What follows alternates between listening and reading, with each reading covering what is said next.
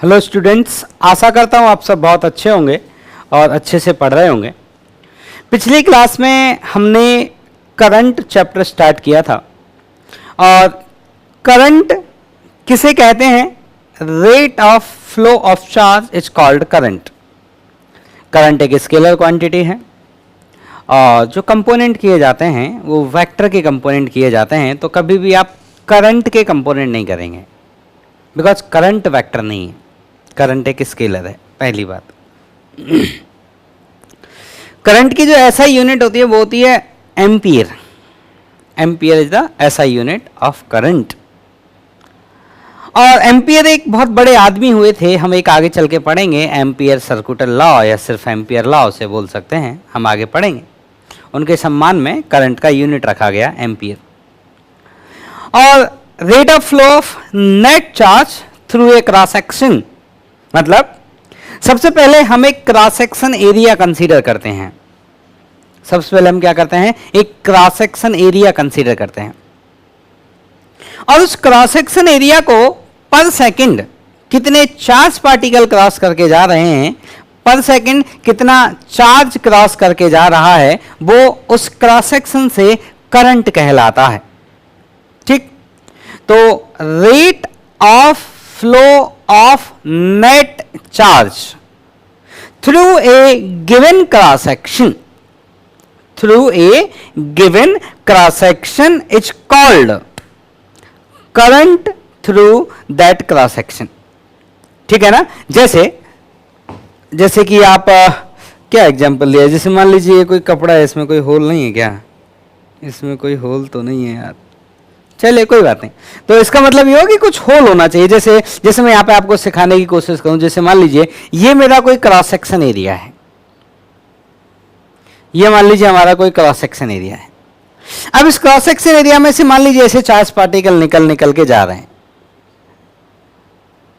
और ऐसा नहीं है कि सिर्फ वन साइड एरिया को, हो सकता है कुछ इधर भी जा रहे हो थोड़े बहुत, तो कुछ इधर जा रहे हैं कुछ उधर जा रहे हैं। तो मैं क्या करूंगा, इस पूरे एरिया से नेट चार्ज लिखूंगा। इस पूरे एरिया से मैं क्या करूंगा बेटा? नेट चार्ज लिखूंगा। और नेट चार्ज कितना क्रॉस कर रहा है पर सेकंड, वो इस क्रॉस सेक्शन से करंट कहलाएगा। मैं इस बात को बार बार इसलिए स्ट्रेस दे रहा हूं क्योंकि जब करंट बोला जाता है तो ऐसा ट्रेडिशन है क्रॉस सेक्शन की कोई बात ही नहीं करता, जबकि करंट डिफाइन किया गया है क्रॉस सेक्शन से पास होने वाला net charge per unit time. तो क्रॉस सेक्शन आपके दिमाग में बैठा रहना चाहिए, इसलिए मैं बार बार क्रॉस सेक्शन बोल रहा हूं। ठीक, फिर मैंने कल एक करंट का इक्वेशन, हमने इक्वेशन ऑफ करंट हेडिंग डाला था और करंट की इक्वेशन मैंने कल डिराइव की थी और करंट का इक्वेशन क्या निकल के आया था? I equal to N Q. याद होनी चाहिए equation, I equal to N Q A V. क्या मतलब था इन सब चीजों का, मैं एक बार आपको फिर से एक्सप्लेन करता हूं। तो मान लेते हैं ये क्रॉस सेक्शन एरिया है ए, ये हमारा क्रॉस सेक्शन एरिया है ए, और इस और ये मान लीजिए कुछ क्रॉस सेक्शन एरिया है ए, और इसके अंदर मान लीजिए चार्ज पार्टिकल्स चल के जा रहे हैं और मैंने माना इन सभी चार्ज पार्टिकल का जो वेलोसिटी है वो v है।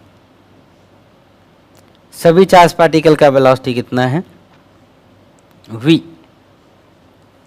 और सभी चार्ज पार्टिकल इस कांस्टेंट वेलोसिटी v से चल के जा रहे हैं। मैंने कांस्टेंट वेलोसिटी बोला है, इसका मतलब चार्ज पार्टिकल पर नेट फोर्स क्या होना चाहिए? 0। तो net force on charge particle on charge particle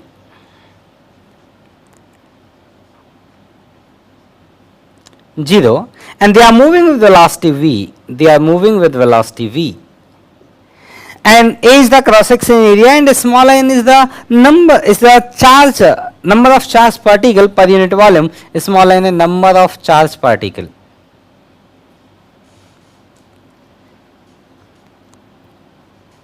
Number of charge particle per unit volume.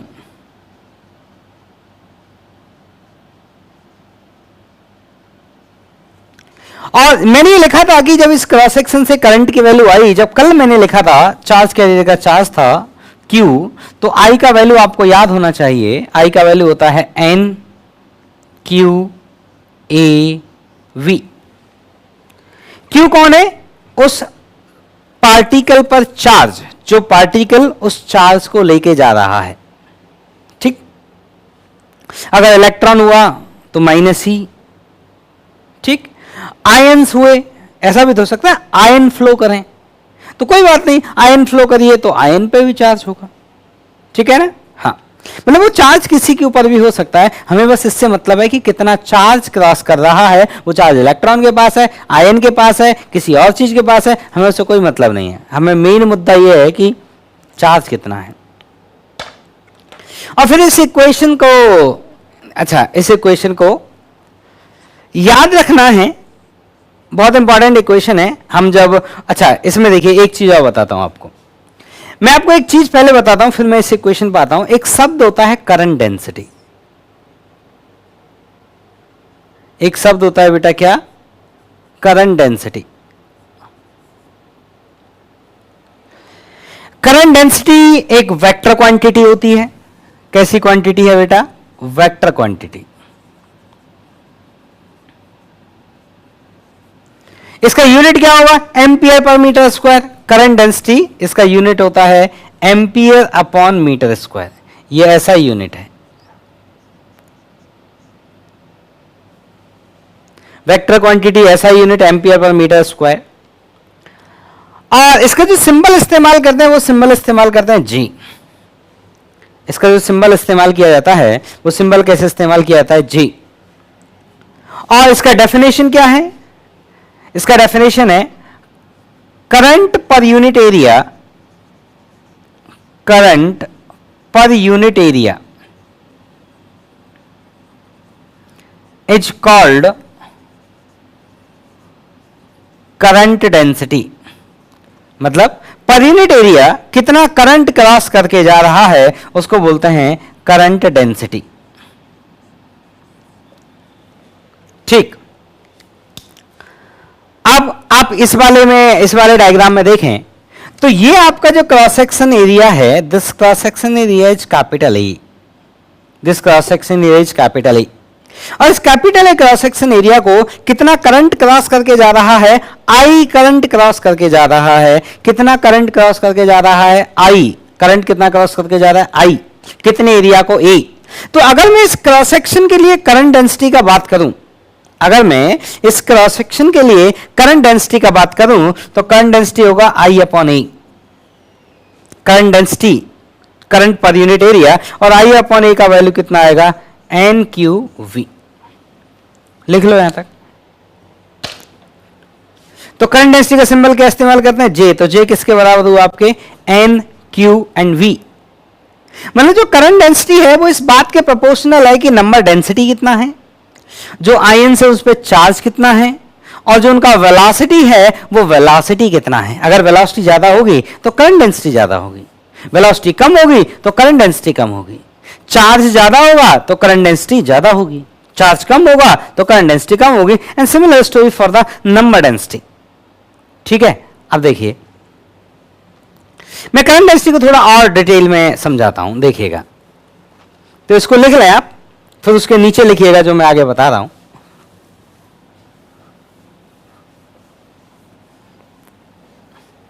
ठीक है, इसको हटा देते हैं।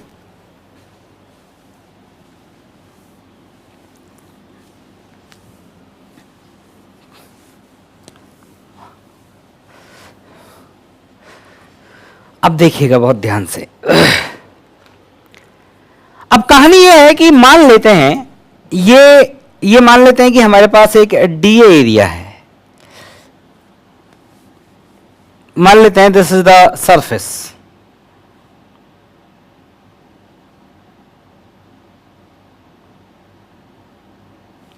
ये मेरी एक सरफेस है जिस सरफेस का एरिया है डीए। ये कोई भी सरफेस हो सकती है, आप अपना मुंह खोलिए यहां तो उसका ये सरफेस, ये cross section, that is a cross section area A. ये क्रॉस सेक्शन एरिया किसी भी तरह का हो सकता है, जैसे मैंने ऐसे बनाया वर्टिकल, आप ऐसे एंगल भी बना सकते हैं। ठीक, this is a cross section area. अब चार्ज पार्टिकल इस क्रॉस सेक्शन एरिया को क्रॉस करके जा रहे हैं। जो चार्ज पार्टिकल हैं वो इस क्रॉस सेक्शन एरिया को क्रॉस करके जा रहे हैं, तो मैं मान लेता हूं कि जो चार्ज पार्टिकल इसको क्रॉस करके जा रहे हैं वो इस डायरेक्शन में क्रॉस कर रहे हैं।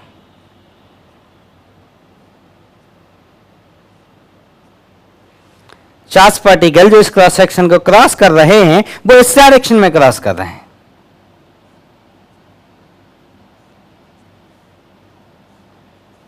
चार्ज पार्टिकल, अगर चार्ज पार्टिकल इसको इस डायरेक्शन में क्रॉस कर रहे हैं तो आपका जो करंट होता है, करंट का देखिए डायरेक्शन का कन्वेंशन भी और बता देता हूं। डायरेक्शन ऑफ करंट, एक छोटा सा पॉइंट साइड में डाल देना, डायरेक्शन ऑफ करंट, ठीक है ना। तो direction of flow of positive charge, direction of current ऐसे लिख देता हूं सबसे अच्छा, along flow of positive charge, या फिर opposite to flow of negative charge. यह एक ऐसा साइन कन्वेंशन है कि करंट की डायरेक्शन, कौन सी डायरेक्शन करंट की मानी जाएगी, तो जिस डायरेक्शन में पॉजिटिव चार्ज फ्लो कर रहा है उसी डायरेक्शन को करंट का डायरेक्शन कहा जाएगा, या फिर जिस डायरेक्शन में नेगेटिव चार्ज फ्लो कर रहा है उसके अपोजिट डायरेक्शन को करंट का डायरेक्शन कहा जाएगा। यह एक कन्वेंशन है डायरेक्शन ऑफ करंट का। तो ये मेरा क्रॉस सेक्शन एरिया है, और इस क्रॉस सेक्शन एरिया को अगर कुछ नहीं बोला जाए, जैसे मैंने इलेक्ट्रोस्टैटिक्स से अब तक बोला है कि आप कुछ नहीं बोला चार्ज को तो आप पॉजिटिव मान के बात करेंगे, पॉजिटिव मान के ही डिस्कस करेंगे, पॉजिटिव मान के ही बातों को एक्सेप्ट करेंगे अगर कुछ नहीं बोला गया है तो मैंने बोला कि चार्ज इस डायरेक्शन में क्रॉस कर रहा है इस सरफेस को, अगर इस सरफेस को चार्ज इस डायरेक्शन में क्रॉस कर रहा है और ये पॉजिटिव चार्ज है तो यही मेरा हो गया करंट का डायरेक्शन। करंट वेक्टर नहीं है लेकिन डायरेक्शन है उसके पास। तो भाई साहब अगर ये करंट का डायरेक्शन हुआ, अगर ये करंट का डायरेक्शन हुआ तो मैं आपसे क्या कह रहा हूं, आप एक इमेजिनरी लाइन बनाइए इस तरह से। ये जो मैंने बनाई है ये इमेजिनरी लाइन बनाई है, मैंने पहले ही बोला है, और एकदम स्ट्रेट लाइन बननी चाहिए। आप लोग स्केल से बनाइएगा क्योंकि डायग्राम अच्छा होगा तो चीज समझ में अच्छी आएगी। Okay fine. और सिमिलरली एक यहां से लाइन बनाइए,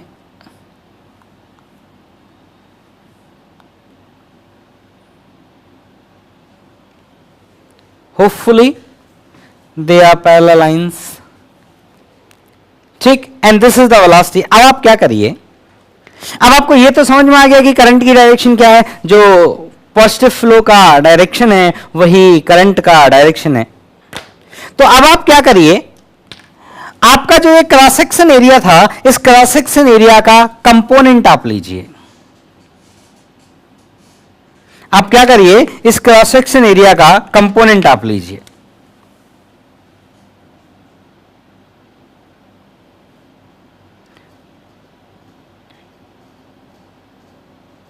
इस क्रॉस सेक्शन एरिया का कंपोनेंट लीजिए। तो आपका जो वो एरिया था उसका आपने कंपोनेंट लिया। हो सकता है डायग्राम आपको क्लियर नहीं दिख रहा हो, मैं आपको यहां साइड में डायग्राम बना के दिखाता हूं।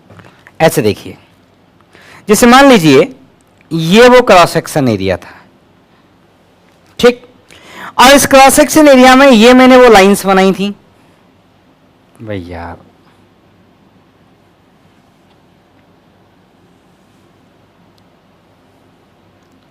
ये आपने वो लाइंस बनाई थी, ये वो दो लाइन है। इसमें डायग्राम अच्छा नहीं है, यहां पे अच्छा आएगा। तो मैंने जो आपको बोला है कि इस एरिया का आप कंपोनेंट लीजिए। एरिया एक वेक्टर क्वांटिटी है, उसके भी कंपोनेंट होते हैं, लेकिन एरिया का कंपोनेंट जो लेना है वो हमें किस तरह से लेना है तो देखिए बताता हूं। इस एरिया का एरिया वेक्टर किधर होगा, हॉरिजॉन्टल डायरेक्शन में। वेक्टर में आपको जब गॉस लॉ पढ़ा था तब मैंने आपको समझाया था कि एरिया एक वेक्टर क्वांटिटी है और उसकी डायरेक्शन कहां होती है, सरफेस के परपेंडिकुलर। और ये कंपोनेंट लेना मैंने आपको वहां पर भी बताया था, यहां पर भी बता रहा हूं। अब आप क्या करिए, इस एरिया का कंपोनेंट लीजिए। अब मैं जो डॉटेड लाइन से बना रहा हूं ना, ये कंपोनेंट है। इसको प्रोजेक्शन बोलना भी पसंद करते हैं। इसको क्या बोलना पसंद करते हैं, प्रोजेक्शन। और ये जो एंगल है, ये जो एंगल है, that angle is theta, and this area is dA, तो इस डीए का कंपोनेंट मैंने किया है। अगर आप ज्योमेट्रिकली देखें तो ये मेरा वो ज्योमेट्री है जिसका कंपोनेंट वाली ज्योमेट्री, ये वो कंपोनेंट वाली ज्योमेट्री है। और अगर आप वेक्टर वाइज देखें तो इसका जो एरिया वेक्टर था वो इस डायरेक्शन में था डीए, और जो ये नीचे वाली ज्योमेट्री है इसका एरिया वेक्टर इस डायरेक्शन में आएगा। तो उसका एरिया वेक्टर इधर था डीए, इसका कंपोनेंट करेंगे तो ये कंपोनेंट कितना आएगा, डीए कॉस थीटा। तो ये जो एरिया है, ये एरिया कितना हुआ तेरा, डीए कॉस थीटा। अब मैं कह रहा हूं कि जो तेरा करंट है, जो तेरा चार्ज पार्टिकल क्रॉस करके जा रहे हैं, वो इस सरफेस को परपेंडिकुलर क्रॉस करके जा रहे हैं। इस सरफेस को कैसे क्रॉस करके जा रहे हैं, परपेंडिकुलर। तो मैं ऐसे लिख सकता हूं, this is perpendicular to motion of charge particle.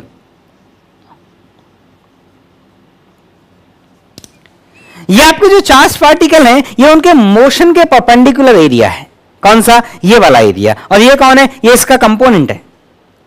अब बात सुनो, जिस सरफेस पर आपको करंट डेंसिटी लिखनी है, जिस सरफेस से आपको करंट डेंसिटी लिखनी है, उस सरफेस पे आप क्या करिए, उस सरफेस का एक कंपोनेंट ले लीजिए। उस सरफेस का क्या करिए, एक कंपोनेंट ले लीजिए। कौन से डायरेक्शन में, करंट के फ्लो के परपेंडिकुलर एक कंपोनेंट ले लीजिए। और करंट के फ्लो के परपेंडिकुलर जो एरिया होगा, उस एरिया का उस करंट में डिवाइड लगा दीजिए। तो मैं कह रहा हूं कि मान लो ये वाला जो करंट था, that current is D I. ये जो करंट जा रहा था फ्लो के, मान लेते हैं करंट डी आई है। तो करंट डेंसिटी जे, जिसका वैल्यू कितना आया, इसका वैल्यू आया D I upon D A cos theta. क्योंकि ये वाला एरिया कितना होगा, ये एरिया होगा आपका डी ए कॉस थीटा। क्यों होगा डी ए कॉस थीटा, इसका कंपोनेंट है ना। तो ये वेक्टर अगर डी है तो ये डी ए कॉस थीटा, और ये वाला वेक्टर किसका वेक्टर है, ये इस कंपोनेंट का है ना, ये ज्योमेट्रिकल कंपोनेंट और ये वेक्टोरियल कंपोनेंट। ठीक, अब यहां से आप डी आई की वैल्यू देखें ध्यान से, तो डी आई का जो वैल्यू आया बेटा यहां से, वो कितना आया, वो आया J D A cos theta. J D A cos theta. अब जे का जो डायरेक्शन होता है, जे का जो डायरेक्शन होता है वो वही डायरेक्शन होता है जो करंट का डायरेक्शन होता है। तो मैं यहां इस पॉइंट को स्टार मार के लिख रहा हूं, डायरेक्शन ऑफ करंट डेंसिटी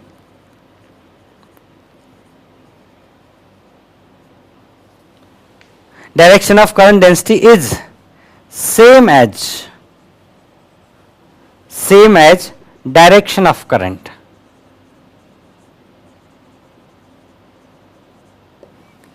तो आपकी जो करंट डेंसिटी है, उस करंट डेंसिटी का जो डायरेक्शन है वो वही डायरेक्शन होगा जो आपके करंट का डायरेक्शन है। तो मुझे बताइए, अगर इस सरफेस में मैं करंट डेंसिटी का डायरेक्शन लिखूं तो वो कौन सा होगा, जो करंट का डायरेक्शन है।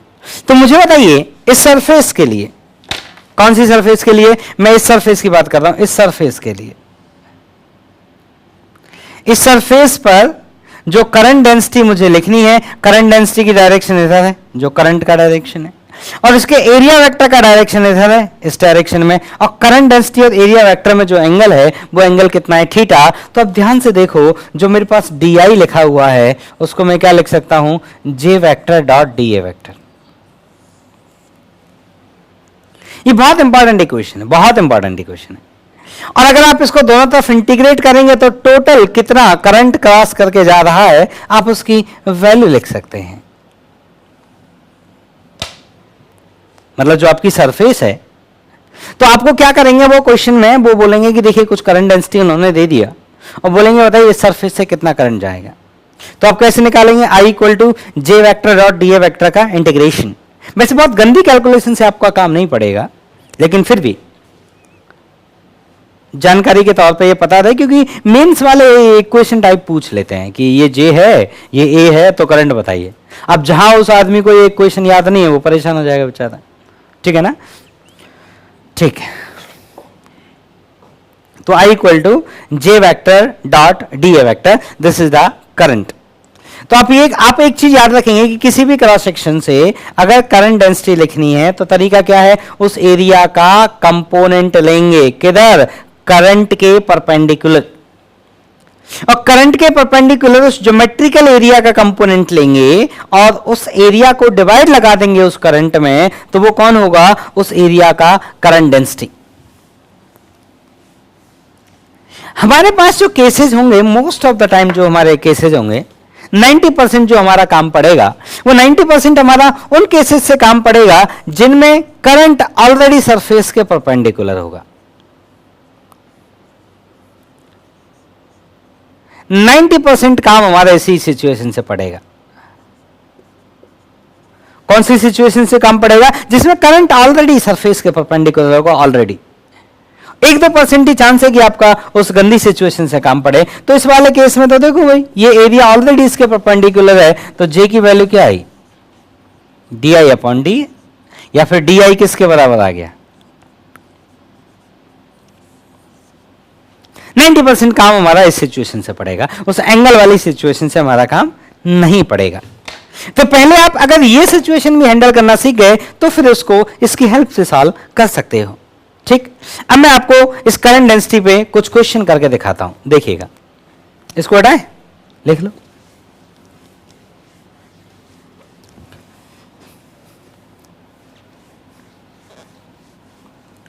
देखो बेटा, क्वेश्चन ऐसा है कि मान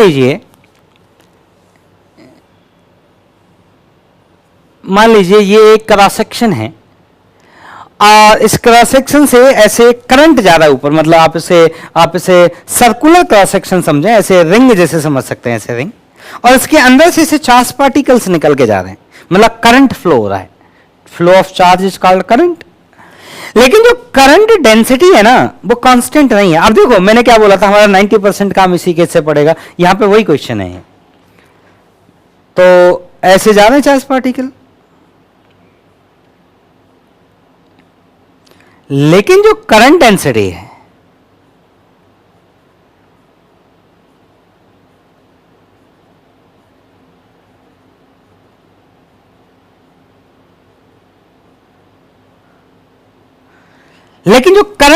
है वो करंट डेंसिटी कांस्टेंट नहीं है। करंट डेंसिटी किसको बोलते हैं, करंट पर यूनिट एरिया। और जो करंट डेंसिटी है वो कांस्टेंट नहीं है। और करंट डेंसिटी का जो वैल्यू है जे, उसकी वैल्यू है J equal to J nought small R upon capital R. और कैपिटल आर कौन है, इस क्रॉस सेक्शन का रेडियस। स्मॉल आर क्या है, उसको मैं एक डायग्राम से और समझाता हूं। अब सोचो, अगर हम इसको इस साइड से देखेंगे तो इसका टॉप व्यू हमें दिखाई देगा, तो इसका क्रॉस सेक्शन हमें इस तरह से दिखाई देगा।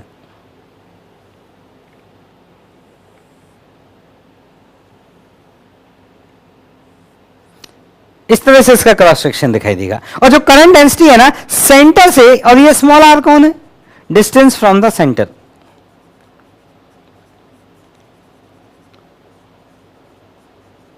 स्मॉल आर कौन है बेटा, डिस्टेंस फ्रॉम द सेंटर। तो आप क्या करिए, सेंटर से आर रेडियस पे जाकर डी आर मोटाई का एक एलिमेंट ले लीजिए। तो आपको हिंट भी दे ही दिया मैं, आर रेडियस पे जाके डी आर मोटाई का एक एलिमेंट ले लीजिए। अब मुझे बताइए, जो आपने ये एलिमेंट कंसीडर किया,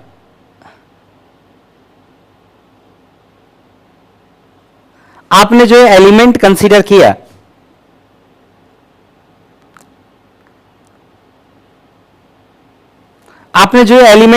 किया, ये एलिमेंट, इस पूरे एलिमेंट में जितने भी ये पॉइंट्स हैं, इन सभी पॉइंट पे करंट डेंसिटी बराबर होगी, क्योंकि सभी का सेंटर से डिस्टेंस बराबर है आर, सभी का। तो इन सभी पॉइंट का सेंटर से डिस्टेंस बराबर है, कितना है, स्मॉल आर के बराबर है। तो इन सभी पॉइंट पे जो करंट डेंसिटी होगी वो बराबर होगी। तो अगर आप इतने रीजन से करंट लिखना चाहेंगे डी आई, इतने से रीजन से, पूरे रीजन की नहीं कह रहा मैं, अगर आप इतने से रीजन से करंट लिखना चाहेंगे तो उसका वैल्यू आएगा area 2 pi R into D R into current density J not upon small R upon capital R. Question ये पूछा है, find total current crossing this circular reason.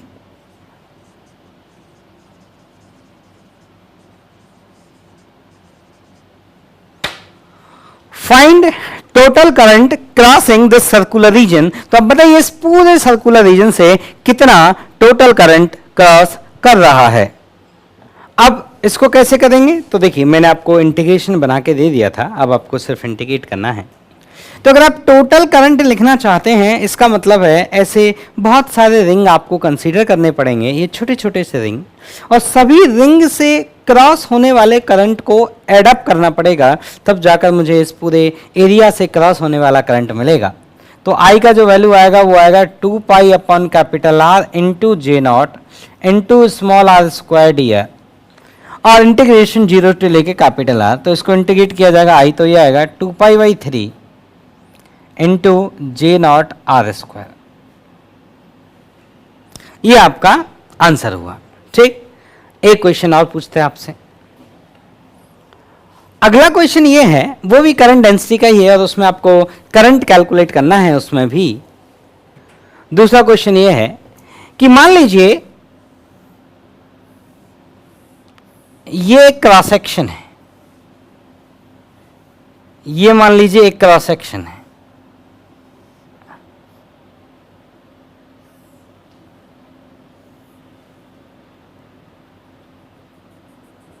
ये मान लीजिए क्रॉस सेक्शन है, और इस क्रॉस सेक्शन को करंट क्रॉस करके जा रहा है इस तरह से।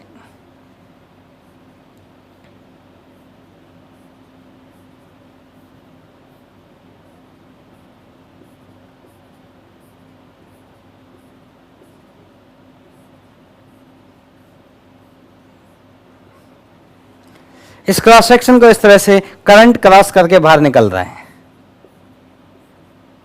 ठीक, और ये मान लेते हैं हमारा एक्स एक्सिस है, और ये मान लेते हैं हमारा वाई एक्सिस है, तो ये हुआ एक्स, ये वाई, तो सामने कौन हो गया आपका के कैप। तो करंट डेंसिटी आपको दिया है सवाल में जे इक्वल टू जे नॉट, ये हाइट कैपिटल एच है, और ये जो विड्थ है वो बी है।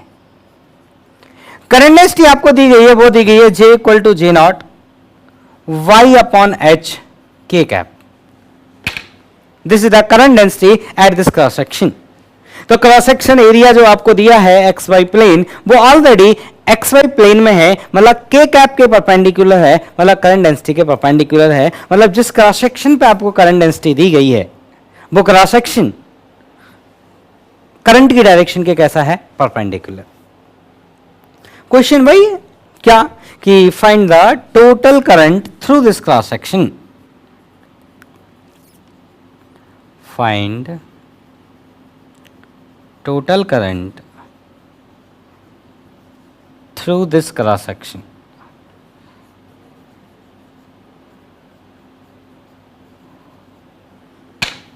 Find total current through this cross section. Solve करो।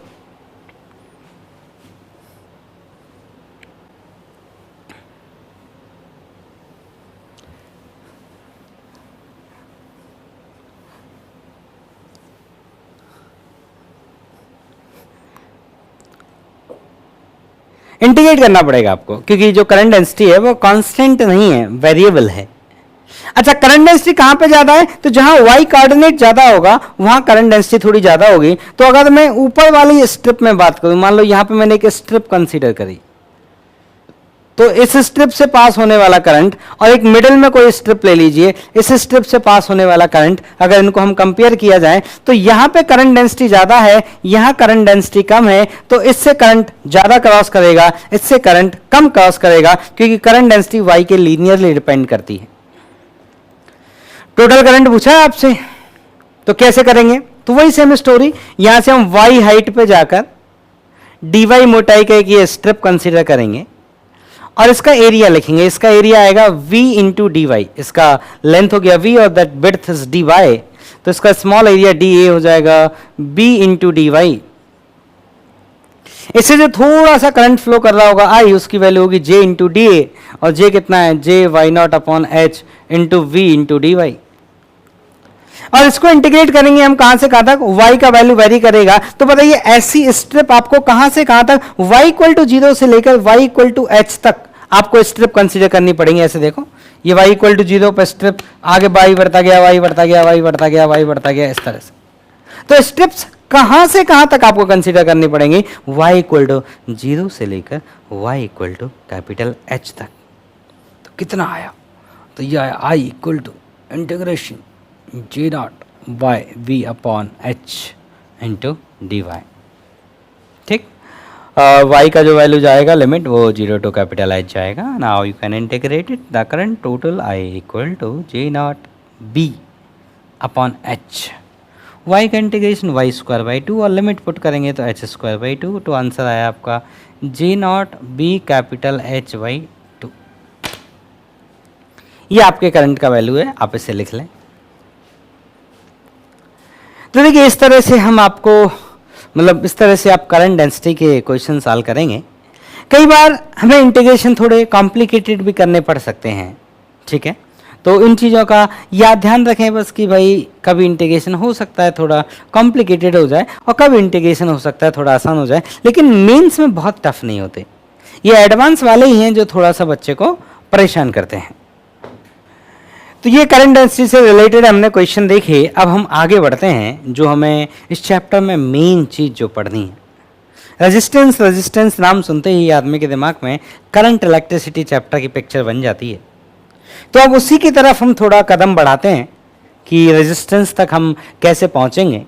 ये प्योर मैथमेटिकल पार्ट था, इसमें कुछ ऐसा खास टफ बात नहीं थी या कुछ ऐसा बहुत इमेजिन करने की चीज़ें नहीं थी या कोई बहुत ज़्यादा फिनोमेना नहीं थे जिनको समझना था। ये स्ट्रेट फॉरवर्ड कि भाई ऐसे होता है ऐसे होता है ऐसे होता है, बट दैट्स इट। ठीक है, अब मेन कहानी अब स्टार्ट होती है कि किस तरह से कंडक्टर का एक रेजिस्टेंस होता है। तो मेन कहानी अब चालू होती है और हेडिंग डालें आप, motion of electron, motion of free electron, motion of free electron inside conductor.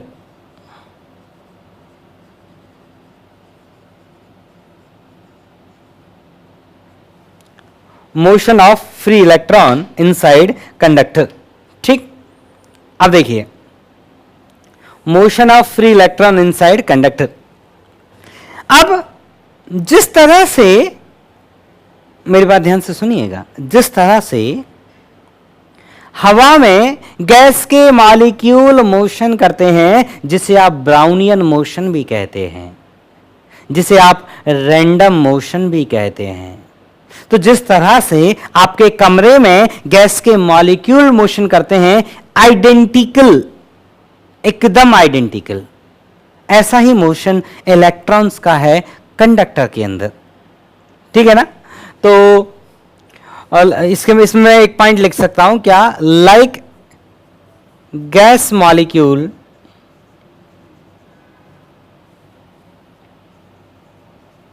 In your room.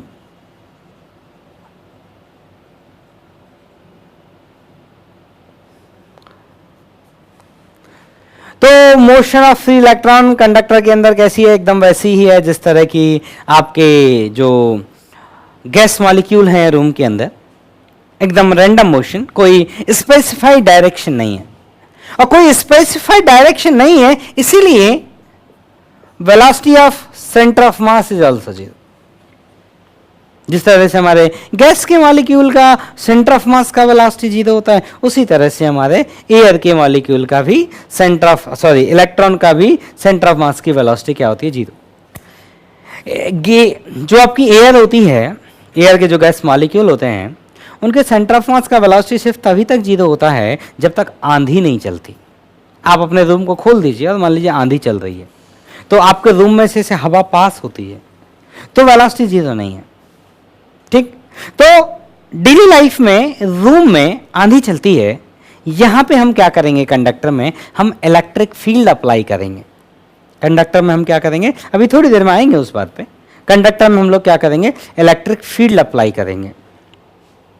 और जब हम इलेक्ट्रिक फील्ड अप्लाई नहीं करेंगे, जब आंधी नहीं चल रही थी, जब आंधी नहीं चल रही थी, तो गैस के मॉलिक्यूल के सेंटर ऑफ मास का वेलोसिटी जीरो था। तो जब हमने इलेक्ट्रिक फील्ड अप्लाई नहीं किया, तो इलेक्ट्रॉन के सेंटर ऑफ मास का जो वेलोसिटी था वो क्या था, जीरो था। ठीक है, नेक्स्ट तो जो गैस के जिस तरह से हम गैस के मॉलिक्यूल के लिए VRMS लिखते हैं, VMPS लिखते हैं, इसी तरह से हम इन फ्री इलेक्ट्रॉन के लिए भी VRMS लिख सकते हैं। ठीक, तो अगर मैं इलेक्ट्रॉन का मोशन देखूं तो इलेक्ट्रॉन बहुत लार्ज वेलोसिटीज से मूव कर रहे होते हैं, तो they are moving with large velocities.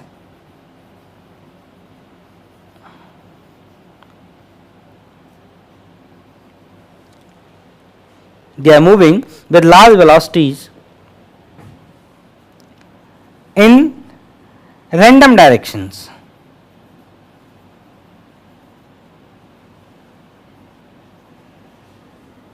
ठीक, मतलब वही मैं आपको बोला कि आप इसे ब्राउनियन मोशन या रैंडम मोशन बोल सकते हैं, कोई गलत बात नहीं है। तो अब बात, अगर मान लो जैसे आप एयर के मॉलिक्यूल को आप नहीं देख सकते, मान लो अगर आप देख पाते तो आपका दिमाग पागल हो जाता। ये तो अच्छा किया कि कुदरत ने जो आंखें बनाई वो ऐसी बनाई कि वो एयर मॉलिक्यूल को देख नहीं पाती। अगर ये आंख एयर मॉलिक्यूल को देख पाती ना तो दिमाग हो जाता पागल। क्यों? क्योंकि आपको यहाँ पे ऐसे कोई इधर जा रहा, कोई इधर जा रहा, कोई इधर जा रहा, ऐसे दिखता 24 घंटे। जैसे ही आँख खोले ये पता नहीं कहाँ कौन कौन जा रहा है, तो दिमाग पागल हो जाता देख देख के। तो ये अच्छा है कि कुदरत ने ऐसा आँख को बनाया कि आँखों ने नहीं देख सकती। ठीक, सिमिलर कहानी है इलेक्ट्रॉन की। अगर इनको देखोगे तो ये भी ऐसे ही रैंडम, इधर उधर फास्ट, एकदम तेज, कोई फिक्स डायरेक्शन नहीं, एकदम कंप्लीटली रैंडम। ठीक, तो बात आती है कि चलो अगर हम इनका VRMS लिखना चाहें, इलेक्ट्रॉन का, तो VRMS कौन होता है? आप जानते हैं, root mean square speed. Root mean square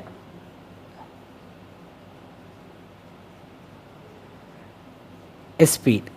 इसका फॉर्मूला कितना होता है? इसका फॉर्मूला होता है √3RT upon molecular weight, MW molecular weight. तो इसमें जरा वैल्यू पुट की जाए, √3 तो 3 होता है, R की वैल्यू होती है 25/3। रूम टेम्परेचर पे मुझे कैलकुलेशन करनी है, तो रूम टेम्परेचर को लगभग 273 होता है ना, 27 मान लीजिए, 27 और 273 केल्विन पुट करना है, तो ये कितना हो जाएगा? 300 अपॉन मॉलिक्यूलर वेट।